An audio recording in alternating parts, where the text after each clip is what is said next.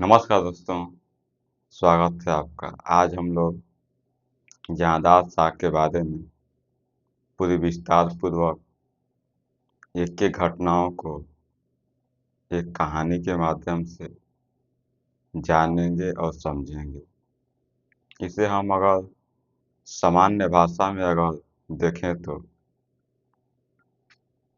जब बहादुर शाह प्रथम की मृत्यु हुई तो उनके बाद उनके 4 पुत्रों में गद्दी को लेकर संघर्ष हुआ, जिसमें जहांदार शाह विजयी रहे और वह गद्दी पर बैठे। लेकिन गद्दी पर बैठने के बाद लाल कुंवर नामक एक महिला जो नृत्य करने वाली थी, नाचने वाली थी, उन पर वह मोहित हो गए। मतलब जादाद शाह एक नाचने वाली महिला पर वह मोहित हो गए और उससे बाद में वो शादी कर ली, जिससे कि उनको उपपत्नी का दर्जा दिया गया। शादी करने के बाद जादाद शाह नाच गाने और शराब के नशों में और डूबे रहे। उन्होंने शासन व्यवस्था पर कोई ध्यान नहीं दिया। यहाँ तक कि शासन व्यवस्था पर लाल कुंवर का पूरा नियंत्रण दिखाई देता है। यहाँ तक कि जो भी फैसले लिए जाते थे, कहीं न कहीं उस पर लाल कुंवर का प्रभाव साफ-साफ झलकता है। इसको देखते हुए जो भी दरबार के लोग थे, उनमें असंतोष की भावना फैलने लगी। बाद में उन्होंने फ़र्रुखसियर को अपना समर्थन दिया और फ़र्रुखसियर और जहांदार शाह के बीच युद्ध हुआ, जिसमें जहांदार शाह हार गए, मतलब पराजित हो गए और उसमें फ़र्रुखसियर का विजय हुआ। जब फ़र्रुखसियर जीत गया तो वह गद्दी पर बैठा।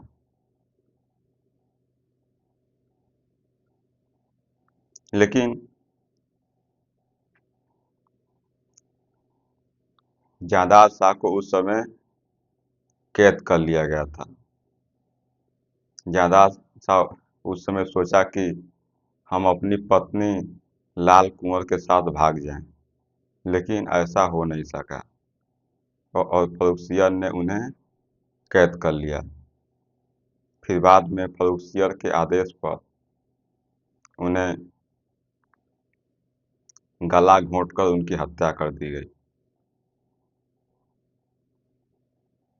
तो हम एक-एक घटनाओं को देखेंगे और समझेंगे। तो हम देखते हैं।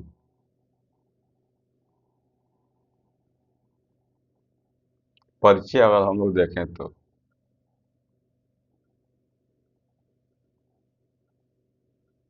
औरंगजेब की मृत्यु के बाद से ही मुगल साम्राज्य उत्तराधिकार युद्धों में फंस गया। देखें तो जब औरंगजेब की मृत्यु हुई तो उसी समय से मुगल साम्राज्य उत्तराधिकार के युद्धों में फंस गया। जब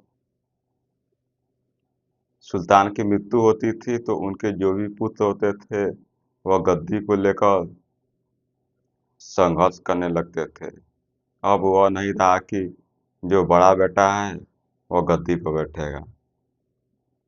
अब सारे पुत्रों में संघर्ष होने लगे, क्योंकि अब गद्दी सबसे महत्वपूर्ण बन गई। तो और भी देखते हैं हम लोग।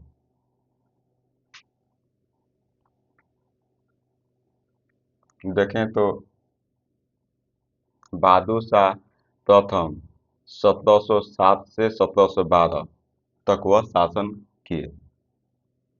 मतलब बहादुर शाह प्रथम ने किसी हद तक संतुलन बनाए रखा, लेकिन उनकी मृत्यु के साथ ही चारों बेटों में युद्ध छिड़ गया। यही संघर्ष जहांदार शाह के शासन की शुरुआत कारण बना। जैसे ही औरंगजेब की मृत्यु हुई तो उस समय बहादुर शाह प्रथम गद्दी पर बैठे, लेकिन बहादुर शाह प्रथम ने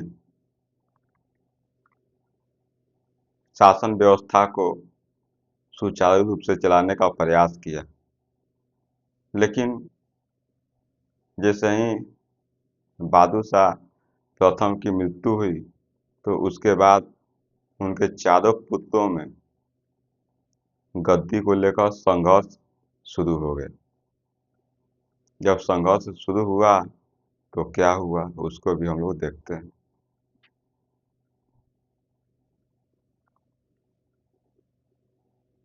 देखें उत्तराधिकार युद्ध। यहाँ पर बहादुर शाह प्रथम के चारों पुत्र, मतलब बहादुर शाह प्रथम के 4 पुत्र थे। देखते हैं, पहला जहांदार शाह, दूसरा अजीम उस शान सबसे शक्तिशाली, जो कि बंगाल बिहार का गवर्नर था। यह सबसे शक्तिशाली था। तीसरा पुत्र आता है जहान शाह, चौथा रफी उस शान। मतलब ये 4 पुत्र हैं। बहादुर शाह प्रथम के यह 4 पुत्र हैं। और भी देखते हैं, 27 फरवरी 1712 बहादुर शाह प्रथम की मृत्यु हो गई। मतलब 27 फरवरी 1712 को बहादुर शाह प्रथम की मृत्यु हो गई। तो फिर क्या हुआ, मार्च 1712 खुरमाबाद की लड़ाई।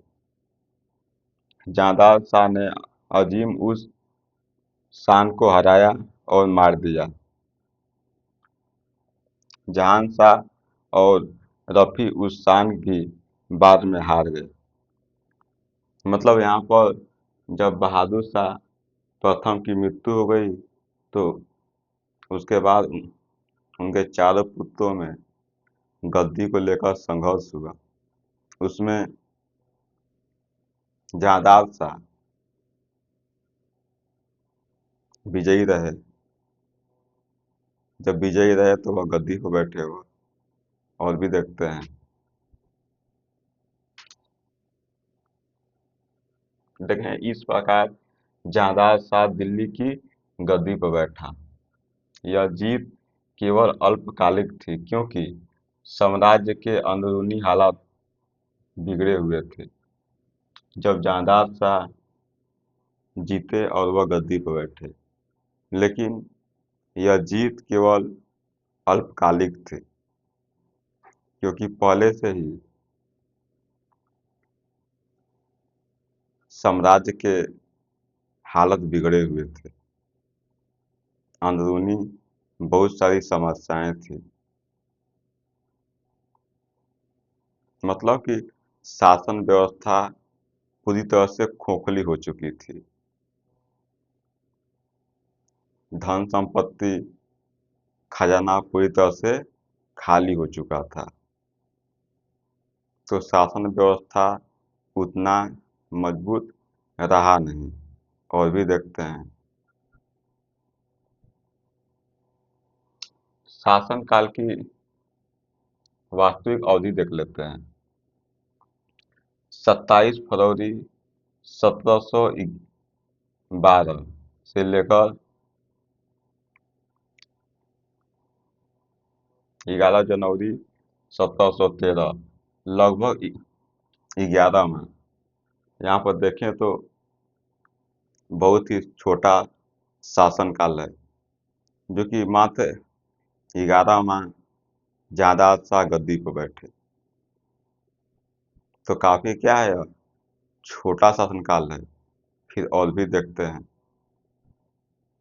बहुत ही छोटा शासनकाल, लेकिन इतिहास में यह पतन का प्रतीक माना जाता है। यह भले ही 11 माह का शासनकाल है, लेकिन यह इतिहास में पतन का प्रतीक यह माना जाता है। मतलब उस समय ऐसी गतिविधियां हुई जो कि शासन व्यवस्था अचानक मात्र 11 माह में ही कमजोर हुई। तो वह क्यों कमजोर हुई उसको भी हम लोग देखते हैं। लाल कुंवर और दरबार की स्थिति। लाल कुंवर एक महिला थी जो नृत्य करती थी।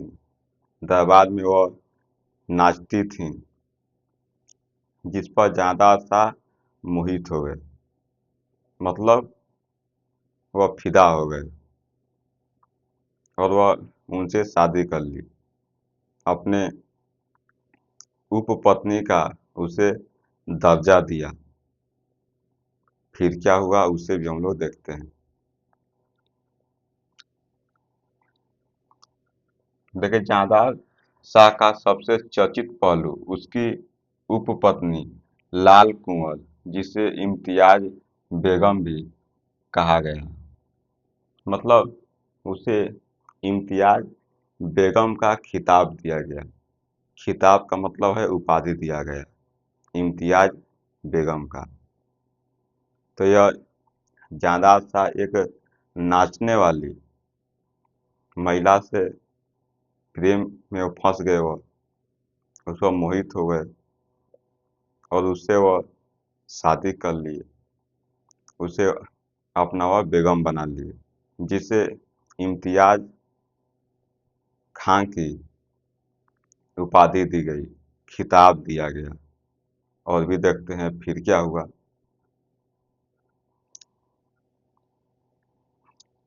देखें, लाल कुंवर का असली परिचय देख लेते हैं।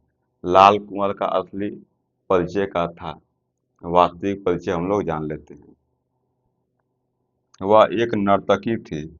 मतलब लाल कुंवर एक नाचने वाली महिला थी, वह जो दरबार में नृत्य करती थी। फिर क्या हुआ,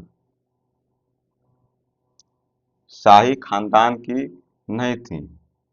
जो लाल कुंवर है वह एक नृत्य करने वाली महिला है। वो उनका संबंध कोई शाही खानदान से नहीं है। जब शाही खानदान से नहीं है, लेकिन फिर भी वह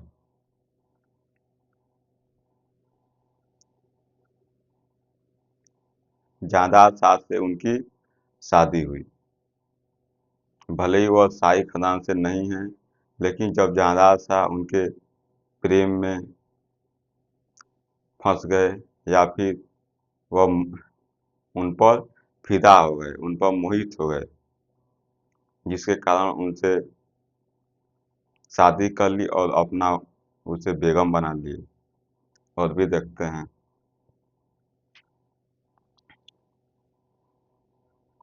देखिए, जायदाद शाह उस पर इतना फिदा हो गया कि उसने लाल कुंवर को बेगम इम्तियाज का खिताब दिया। मतलब कि जो लाल कुंवर थी उन पर वह जायदाद शाह इतना फिदा हो गया कि उसे इम्तियाज की उपाधि दी। मतलब एक खिताब दिया। खिताब का मतलब ही होता है उपाधि। तो यहाँ पर लाल कुंवर को बेगम इम्तियाज का खिताब दिया, मतलब इसे कि अपने उपपत्नी का दर्जा दिया। इतना आप समझ सकते हैं। और भी देखते हैं। देखें, दरबार में नृत्य, शराब और संगीत का बोलबाला रहा। उस समय दरबार में नृत्य संगीत का पूरा बोलबाला रहा। मतलब कि इसका पूरा तरह से वर्चस्व दरबार में दिखाई दिया। और भी देखते हैं, देखें प्रशासनिक कामकाज दूसरे दर्जे पर। मतलब जो प्रशासनिक कामकाज है उस पर उतना ध्यान नहीं दिया गया, उनको नज़रअंदाज किया गया, जिससे कि शासन व्यवस्था कमजोर होती हुई दिखाई दी। और भी देखते हैं हम लोग, देखें तो समकालीन यूरोपीय यात्रियों ने लिखा है, जो भी उस समय समकालीन यूरोपीय यात्री भारत में घूमने के लिए आए, उन्होंने क्या लिखा है उस समय, देखते हैं उसको भी।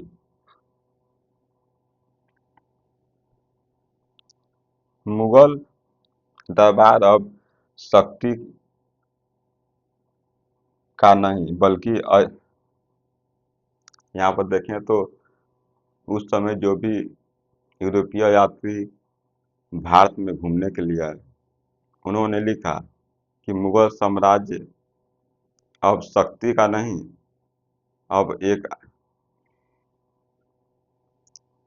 अयाची का केंद्र बन चुका था।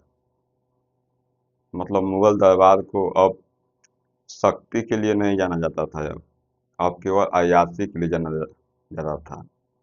लोग यह कहने लगे कि जो भी सुल्तान हैं, शासक हैं, वह उनके पास एक शक्ति नहीं है, वह ताकतवर नहीं है, वो बस एक उन्हें गद्दी मिली है और वह मात्र अय्याशी कर रहे हैं, नाच गाने और शराब के नशों में वो डूबे हुए हैं।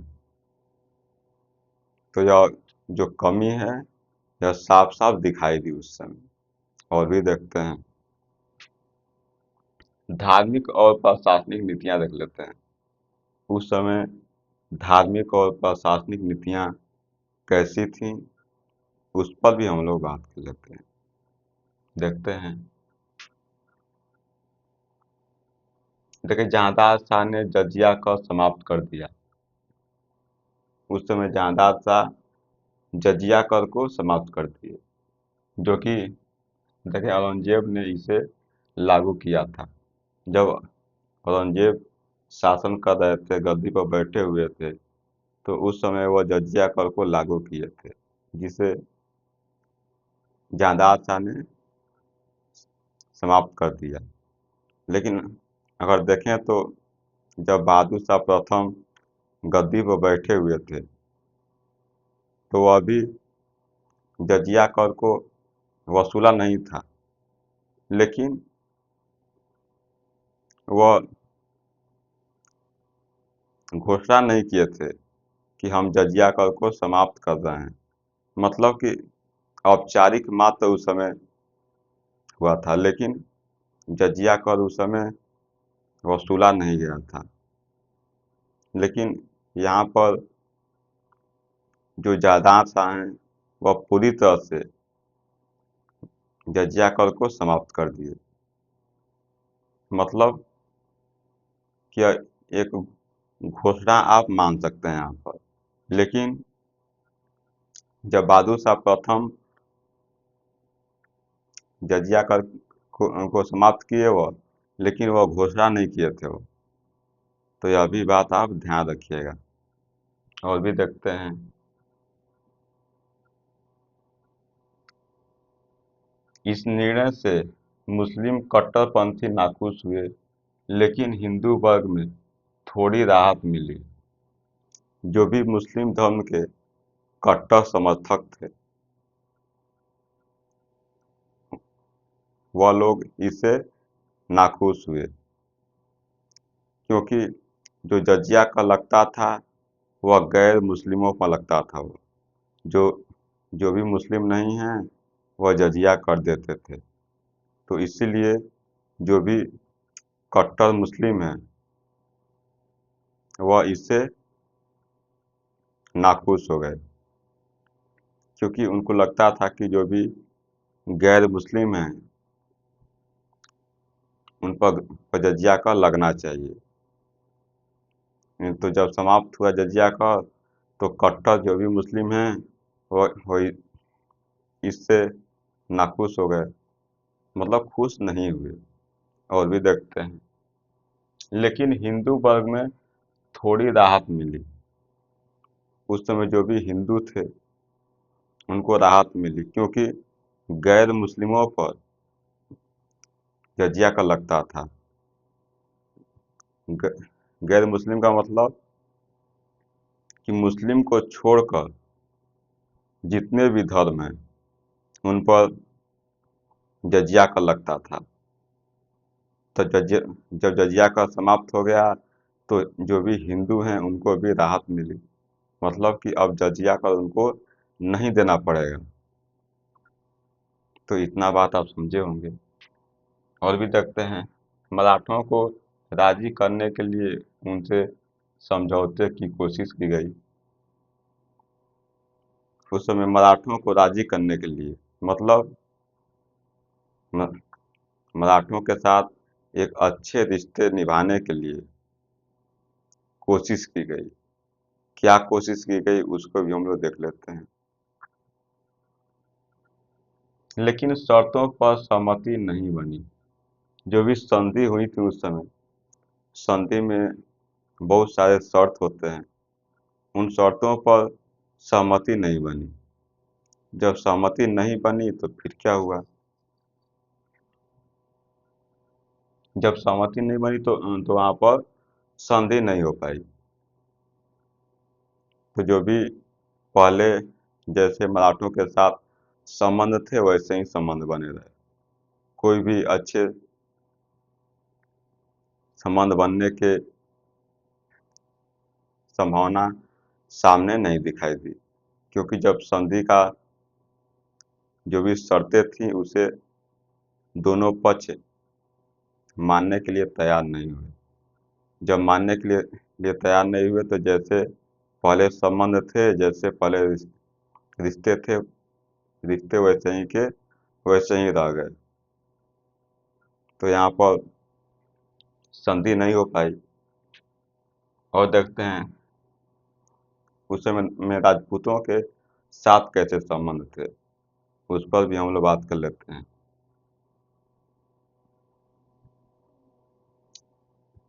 देखिए, राजपूतों को कुछ हद तक छूट दी गई। उस समय राजपूतों को कुछ हद तक छूटें दी गई, मतलब कि राजपूतों के साथ कुछ नरमी बरती गई उस समय। देखते हैं क्या नरमी बरती गई। लेकिन वास्तविकता यह थी कि बंगाल में मुंशी कुली खान स्वतंत्र व्यवहार कर रहा था। और देखते हैं, हैदराबाद में आसफ जहाँ जो कि निजाम उल मुल्क भी अपनी सत्ता मजबूत कर रहा था। पंजाब और अफगान इलाके पर भी ढीला नियंत्रण था। मतलब कि जो भी शासक है, जो जायदाद सा इस समय गद्दी पर बैठा हुआ है, वह एक शक्तिशाली शासक नहीं है। इसका पूरी शासन व्यवस्था पर उतना नियंत्रण नहीं है। जब शासन व्यवस्था पर उतना नियंत्रण नहीं है तो जो भी छोटे छोटे क्षेत्रों के जो भी गवर्नर हैं वह अपने आप को शक्तिशाली समझने लगे, क्योंकि सुल्तान कमजोर हो चुका है। सु- सुल्तान सब पर नियंत्रण बनाने में सफल नहीं है। तो जो भी छोटे छोटे गवर्नर हैं वह अपने आप को स्वतंत्र होने की कोशिश करने लगे, और वो अपने आप को शक्तिशाली बना चुके हैं, वह मजबूत बना चुके हैं। अब वह सुल्तान के अधीन वह नहीं रहना चाहते हैं। जहाँ के वह गवर्नर हैं वह उसे स्वतंत्र करने की वह कोशिश करने लगे। तो वही बात यहाँ पर देखने को मिलती है। तो देखते हैं हम लोग, जैसे देखें तो बंगाल में मुर्शिद कुली खां स्वतंत्र व्यवहार कर रहा था। मतलब जो बंगाल का गवर्नर है मुर्शिद कुली खां, वह खुद बंगाल को वह स्वतंत्र घोषित करने का प्रयास कर रहा है। वो यह सोच रहा है कि हम मुगल सत्ता के अधीन हम नहीं रहेंगे, अब खुद खुद अब स्वतंत्र हो जाएंगे अब। मतलब कि उस समय सुल्तान कमजोर हो चुका है, और और जो भी छोटे छोटे प्रांतों के गवर्नर हैं वह अपने आप को स्वतंत्र करने की कोशिश कर रहे हैं, क्योंकि गवर्नर अपने आप को मजबूत बना चुके हैं। तो वही यहाँ पर बंगाल में है मुर्शिद कुली खां, जो कि अभी शक्तिशाली बन चुका है, और यह मुगल सत्ता के अधीन है, यह नहीं रहना चाहता है, खुद स्वतंत्र होना चाहता है। और भी देखते हैं हैदराबाद की भी स्थिति वैसे ही है कि अभी एक शक्तिशाली बन चुका है। अब यह भी अब मुगल सत्ता के अधीन अब न- नहीं रहना चाहता है, खुद को अब स्वतंत्र करने की वह कोशिश कर रहा है। तो देखते हैं उसको भी। देखिए, हैदराबाद में आसफ जहाँ एक व्यक्ति हैं हैदराबाद में, जो कि हैदराबाद को स्वतंत्र करने की पूरी कोशिश कर रहे हैं। वो यह अब मुगल सत्ता के अधीन यह नहीं रहना चाहते हैं, क्योंकि मुगल सत्ता, मतलब कि जो भी इस समय गद्दी पर बैठा हुआ है वह एक कमजोर शासक है। इतना कमजोर है कि जो भी छोटे छोटे प्रांतों के गवर्नर हैं तो उसके चंगुल से अब बाहर निकलना चाहते हैं।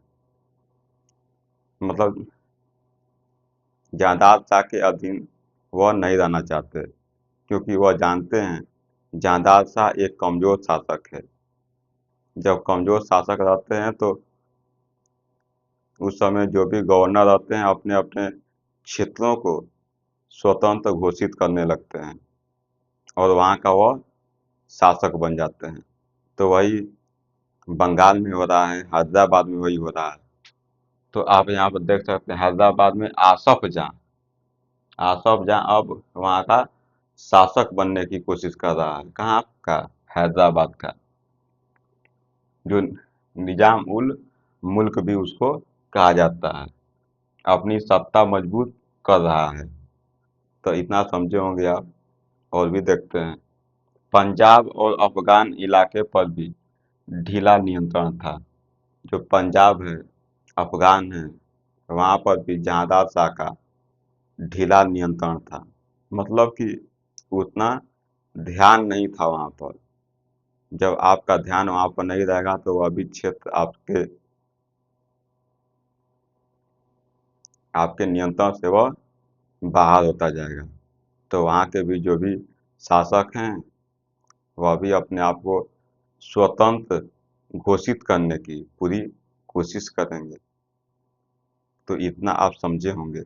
और भी हम लोग देखते हैं, उस समय आर्थिक स्थिति पर भी हम लोग बात कर लेते हैं कि उस समय आर्थिक स्थिति कैसी थी। देखते हैं, खजाना पहले से ही खाली था। खजाना अगर देखें तो राजस्व पहले से ही खाली था, क्योंकि जायदाद शाह जब गद्दी पर बैठा तो वह एक कमजोर सत्ता उसके हाथ लगी, क्योंकि शासन व्यवस्था पहले से ही कमजोर दिखाई पड़ी। जब कमजोर पहले से ही शासन व्यवस्था थी तो उस पर जहांदार शाह गद्दी पर बैठा। जब गद्दी पर बैठा तो उतना खजाना था नहीं, खजाना पूरी तरह से खाली हो चुका था। क्योंकि आप जब युद्ध करते हैं, अपने साम्राज्य का विस्तार करते हैं, तो आपके खजाने में बढ़ोतरी होती है।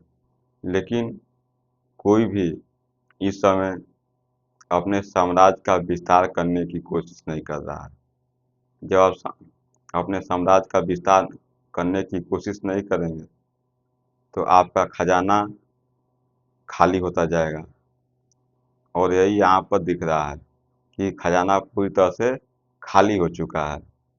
तो जब खजाना आपके पास नहीं है, खाली है, तो आप एक कमज़ोर शासक बने रहेंगे। क्योंकि जब आपके पास अधिक धन संपदा होती है तो आप बहुत सारे निर्णय लेते हैं, बहुत सारे अपने शासन व्यवस्था में बदलाव करते हैं।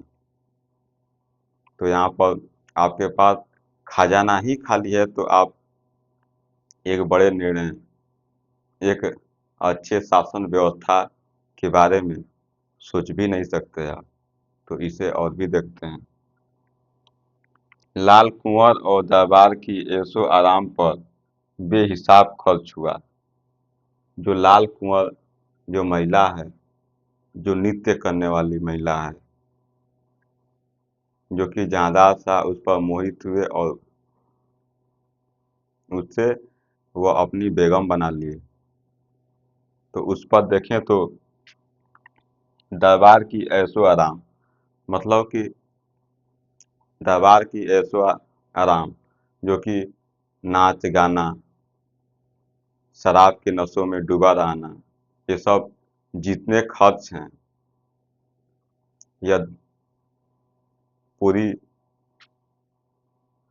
बेहिसाब हैं हुआ। मतलब कि उस समय ऐशो आराम पर बहुत सारा धन खर्च हुआ जिसका कि कोई हिसाब नहीं हुआ। तो वह भी शासन व्यवस्था को कमजोर करने में पूरी अपनी भूमिका निभा रहा है। और भी देखते हैं। सूबेदारों से लगान की वसूली ठीक से नहीं हुई। जो भी सूबेदार हैं जो कि लगानों की वसूली कर रहे हैं, जब शासन व्यवस्था कमजोर है तो लोग सूबेदारों पर भी ध्यान नहीं दे रहे हैं। जब सूबेदारों पर ध्यान नहीं देंगे तो वह ठीक से वसूली नहीं करेंगे। यहाँ तक कि जितना वह लगान वसूलेंगे तो उसका कुछ हिस्सा अपने पास रख लेंगे और कुछ हिस्सा राजस्व विभाग में वह जमा कर देंगे। तो यहाँ पर इससे भी शासन व्यवस्था कमजोर होता गया। क्योंकि जितना लगान वसूला गया है उतना राजस्व विभाग में उतना जमा नहीं किया गया है। तो यहाँ पर शासन व्यवस्था कमजोर दिखाई दी। और भी देखते हैं। देखिए नतीजा क्या निकला। जमींदार और गवर्नर अधिक स्वतंत्र होते गए। केंद्र की पकड़ ढीली पड़ गई। जो भी उस समय जमींदार हैं, गवर्नर हैं, वह अपने आप को मजबूत करते चले गए। और जो भी सुल्तान हैं, जो गद्दी पर बैठे हैं, उनका नियंत्रण अब कमजोर होता हुआ दिखाई देने लगा। मतलब कि जो पकड़ है सुल्तान की वह ढीली पड़ गई। मतलब कि उनके हाथों से बहुत सारे क्षेत्र दूर होते चले गए, स्वतंत्र होते चले गए। और आप उसे स्वतंत्र होने से रोक भी नहीं पाए। क्योंकि आप इतने ताकतवर नहीं हैं कि आप अभियान कर कर, आप वहाँ पर सेना भेजकर उसे अपने कब्जे में कर सकें। क्योंकि आपकी हालत इतनी कमज़ोर हो चुकी है कि आप किसी से लड़ भी नहीं सकते हैं। तो यहाँ पर वह भी साफ-साफ दिखाई दिया। और भी देखते हैं हम लोग दरबारी षड्यंत्र और सैयद बंधु। देखते हैं कि अब जो भी दरबार में लोग हैं वह वह इसका फ़ायदा उठाएँगे। उनको अब लगेगा कि शासन व्यवस्था अच्छी तरह से नहीं चल रहा है। जो भी सुल्तान हैं वह सबका ध्यान नहीं रख रहे हैं। जो भी दरबारी हैं इस समय वह अगर संतुष्ट नहीं हैं तो अब कुछ और चाल चलेंगे।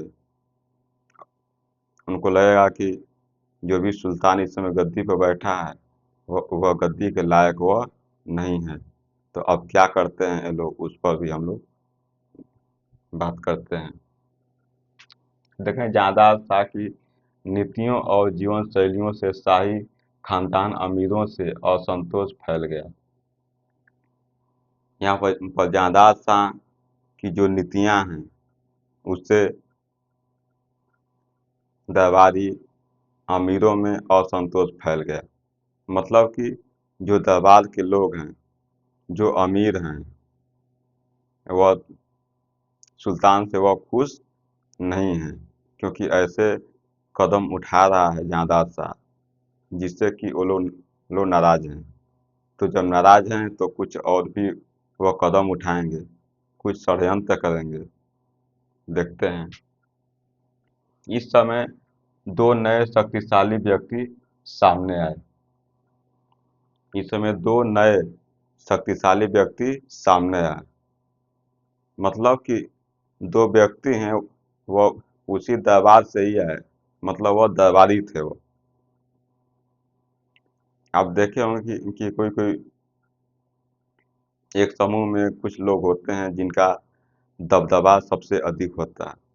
वही यह दो लोग हैं जो कि सैयद हुसैन अली खां और सैयद अब्दुल्ला खां, जो कि दरबार के सबसे शक्तिशाली देखें तो दरबारी हैं। दरबार में दो लोग हैं जो कि सबसे शक्तिशाली हैं। इनका दरबार पर पूरा नियंत्रण है, इनका दबदबा है। देखते हैं। देखें, ये दोनों आगे चलकर किंग मेकर ऑफ दिल्ली कहलाए। यह जो दो लोग हैं, सैयद हुसैन अली खां और सैयद अब्दुल्ला खां, यह दोनों आगे चलकर किंग मेकर की भूमिका निभाए। किंग मेकर का मतलब होता है कि सुल्तान कौन बनेगा, सुल्तान कौन नहीं बनेगा, इसका यह तय करते हैं। मतलब जब इनको लगा कि सुल्तान अब इनको बनाना चाहिए तो वह उनको बना देंगे। मतलब कि अपनी इच्छा के अनुसार सुल्तान लोग बनाएंगे। तो जो सैयद देख रहे हैं आप, सैयद हुसैन अली खां, सैयद अब्दुल्ला खां, यह एक किंग मेकर की भूमिका अब निभाएंगे, क्योंकि यह इतने शक्तिशाली हैं अब कि जब चाहें तब सुल्तान को हटा सकते हैं, जब चाहें किसी और को सुल्तान बना सकते हैं। मतलब कि यह किंग मेकर की यह भूमिका अब निभाएंगे अब। तो देखते हैं और भी। देखें, उन्होंने फर्रुखसियत अजीम उस शान का बेटा था। जो फर्रुखसियत है वह अजीम उस शान का बेटा था, वह का साथ दिया और उसे दिल्ली की गद्दी दिलाई। मतलब जो भी सैयद बंधु हैं, जो यह दो लोग हैं, सैयद हुसैन अली खां, सैयद अब्दुल्ला खां, यह दोनों फर्रुखसियत का साथ दिए। और जब साथ दिए तो उसे फर्रुखसियत को गद्दी पर बैठाए वो लोग। कैसे बैठाए उसको भी हम लोग देख लेते हैं। फर्रुखसियत का उदय और निर्णायक युद्ध, इस पर भी हम लोग बात कर लेते हैं कि कैसे फर्रुखसियत गद्दी पर बैठा, उस पर भी हम लोग ध्यान देते हैं। फर्रुखसियत बंगाल से सेना लेकर दिल्ली की ओर बढ़ा। जो फर्रुखसियत है वह सेना लेकर दिल्ली की ओर बढ़ा। सैयद बंधुओं के सहयोग से उसकी शक्ति बढ़ी। सु- देख रहे हैं जिनका दरबार में सबसे अधिक दब- दबदबा है, मतलब कि जिनका दरबार पर सबसे अधिक नियंत्रण है, वह फरुखसियर का साथ देते हैं, सहयोग करते हैं। देख सकते हैं यहाँ पर सैयद बंधुओं के सहयोग से मतलब सैयद यही लोग हैं, सैयद हुसैन अली खां, सैयद अब्दुल्ला खां, यह दोनों किसका समर्थन किए? फर्रुखसियर का साथ दिए, सहयोग किए फर्रुखसियर का। तो जब फर्रुखसियर का सहयोग किए तो फर्रुखसियर और शक्तिशाली हो गया। जब सब शक्तिशाली हुआ तो फिर देखते हैं 10 जनवरी 1713 आगरा के निकट युद्ध हुआ। 10 जनवरी 1713 को आगरा के निकट युद्ध हुआ फर्रुखसियर और जहांदार शाह के बीच। देखें देखें यहाँ पर जहांदार शाह बुरी तरह हार गया, लाल कुंवर के साथ भागा लेकिन पकड़ा गया। जब युद्ध हुआ तो उस समय जहांदार शाह हार गया।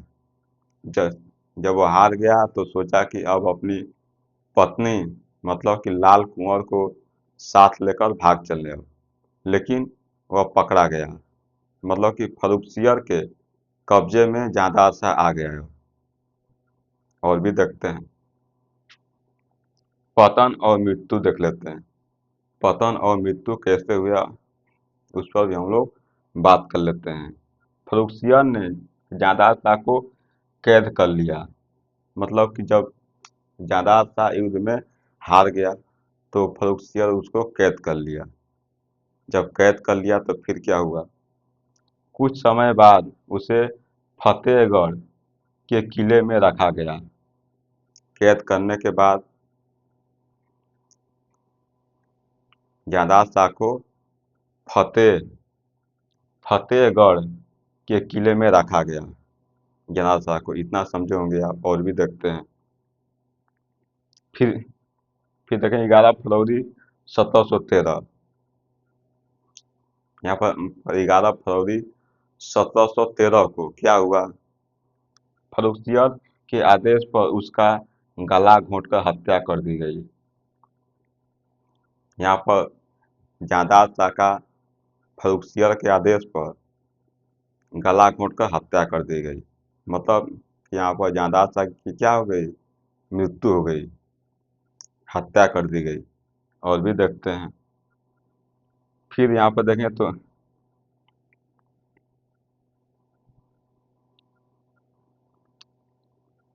उसका शासन अंततः केवल 11 महीने चला, मतलब जहांदार शाह का शासन केवल 11 महीने चला। लाल कुंवर भी इतिहास में गुमनामी में चली गई। फिर उसके बाद लाल कुंवर के बारे में कोई साक्ष्य दिखाई नहीं देते हैं, मतलब कि वह गुमनाम में चली गई लाल कुंवर।